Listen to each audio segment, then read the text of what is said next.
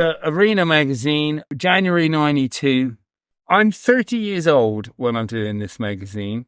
And I think one of the best times I've had is when you do magazines that are kind of targeted at you. And Arena, and I was absolutely the target audience for this magazine. Even though I was living in Paris at the time, I used to fly in and basically stay at Dylan's house, at the editor's house, and spend 2 weeks kind of putting this magazine to bed. Loved working on Arena. It was a great magazine. It was very kind of groundbreaking at its time. This was an Elvis special. Dylan, who was a brilliant editor, one of the best editors I've ever worked with, had got this piece, Elvis, The Last 24 Hours by Albert Goldman. Dylan was very good at putting writers on the cover. And then, quite minimal cover lines, really. Best dressed men in Britain, the 20 worst, plus some names. Spent a lot of time getting the colour right on this cover, the logo colour, and I think it was a difficult one to print because I remember this picture was terrible quality. But anyway, it's an issue I'm very fond of. Look, cigarette advertising. We're actually the contents page first. Beer advertising. Obviously this magazine was created by Neville Brody, so I still have some of his design in it, which is, the Helvetica is the font for this magazine. And there's still some of his logos. Cigarette advertising, incredible. It's all gone now. Again, when I look at these magazines, it feels like another world. And I've skipped a page there. Booze. And the editor's letter, there's Dylan looking very young. Incredible contributors. One of Dylan's skills was always to pull really high quality writers into the magazine. I'm credited as art director of Studio Box Paris because I was living in Paris working through my own little design studio. My partner in crime was Mark Mattock as design director, who you'll see shot a lot of the still lives in here. And legendary fashion editor David Bradshaw. Lee Swillingham is on design as well. I mean, what can I say? Great team. The Neville's fonts here are still in the as designed by Neville Brody. These section headers, his beautiful fonts are still there. More cigarette advertising.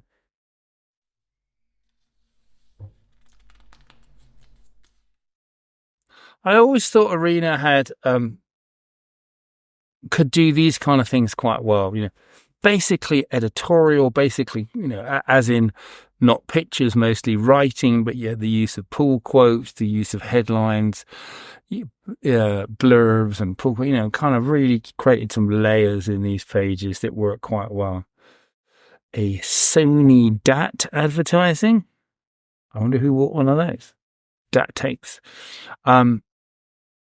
It was maybe a kind of overly self-conscious men's magazine, Arena, but it had many of the kind of sort of proto formats of journalism, which came to live elsewhere, and it broke a lot of new ground. Ayrton Senna still alive, being criticised here. Actually, booze advertising, the Pet Shop Boys albums.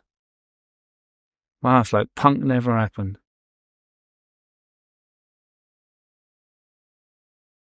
Jamie Morgan, Buffalo picture. That's Barry Kamen, Nick Kamen's brother who passed a few years ago.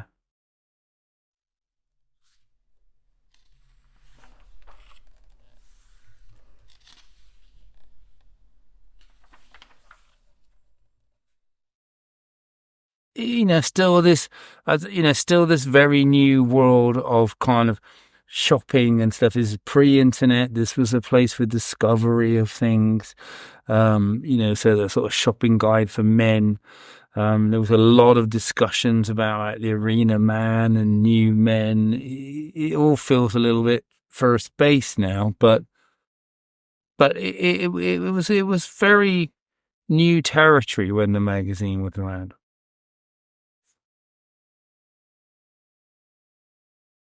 men's toiletries and whiskey ads. There's a very me layout, a kind of invisible grid that runs through this. I have to say, I don't love it. Pictures by the lovely Kevin Davis. I think the credits are too bold now. I look at it. Beautifully shot. Simon Mills, Dave Rosen, all these were kind of friends of the magazine that we would kind of pull in for these things. Shot by Mark Mattock, the design director and a brilliant still life photographer, who could kind of turn his hand to almost anything on the page. I feel those pages have been closed up. There's some ads in there that doesn't really work as a spread. Booze advertising. This isn't a layout I'd always loved. I love I'm a huge Elvis fan. I mean, anyone who isn't really, is just trying to in denial. I could point to my smart use of 2-color blacks, but really it's about this very simple, like the type sits in a matching box to the picture, and the borders all work. And I love just choosing a goopy picture to put against that. There's a terrible picture of Elvis where he looks dorky, but the whole thing looks iconic because even dorky Elvis looks kind of great, and that's the kind of thing that I like to do. I think the type's nice, and I think the picture choice is interesting. It would be much easier to do something with an iconic picture of Elvis, but I like the simplicity of that.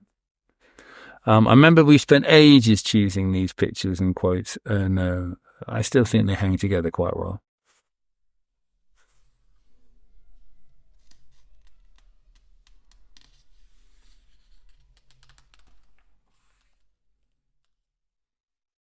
Dylan would commission multiple writers to work on a theme so we could come and create these long pieces.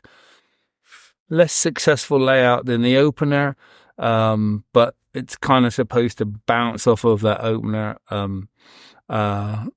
Rather upsetting picture of a late Elvis. I've tried to use kind of strange 2-color blacks here, printing 100% black, 100% cyan to kind of give it a sort of a dark tone to it.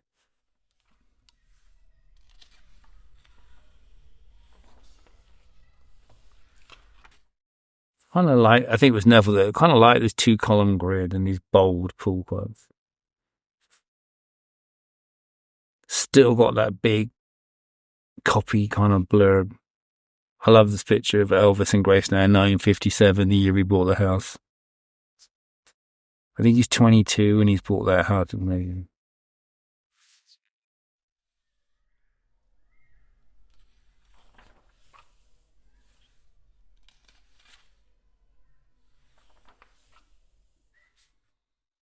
Fashion story, bouncing off of the Elvis theme, by the very talented David Bradshaw, shot by Mike Penn.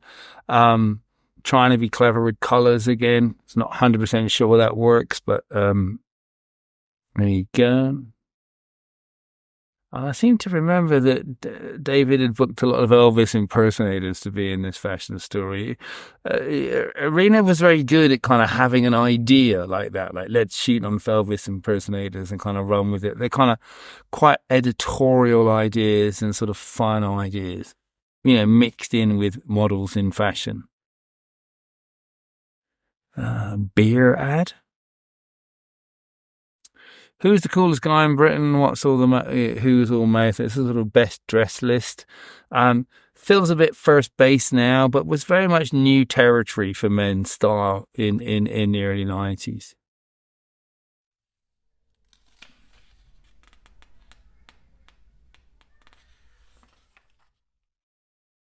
I mean, it does feel a bit, Brian Ferry being the best dressed man and the Prime Minister at the time, John Major, being the worst. It feels a little bit premier degree, should we say.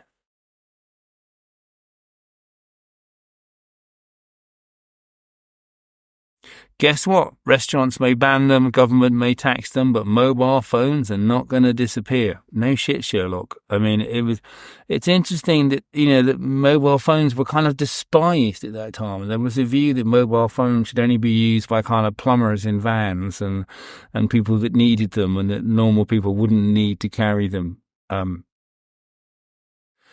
about that. Really nice story. These kind of fashions still are shot by Mark Mattock, the design director of the magazine.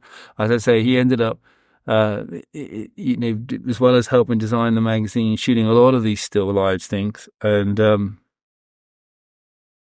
was an important part of the creative process.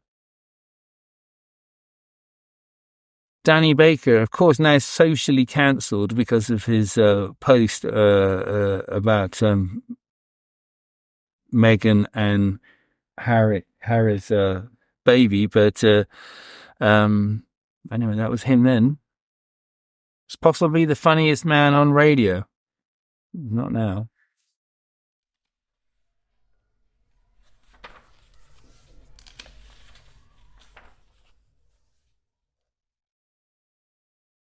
These are advertorials. I don't remember how we did these things. I didn't, or they were kind of really advertising and product placement.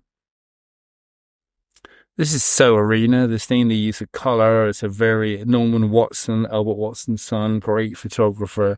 Him paired up with David Bradshaw really created a look for this magazine, a strong black and white, bold colors. It's really the heritage of what Neville Brody was doing at the magazine, that I'm still kind of running with. But this look and feel is so Arena.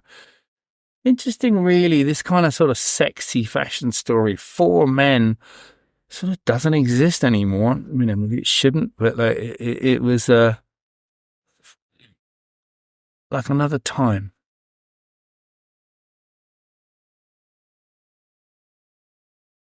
Really terrible fashion advertising. Mark LeBron picture of Dave Stewart. That's Neville Brody's font for the sort of section editor for the people section of the magazine. Catherine Bigelow. Interesting.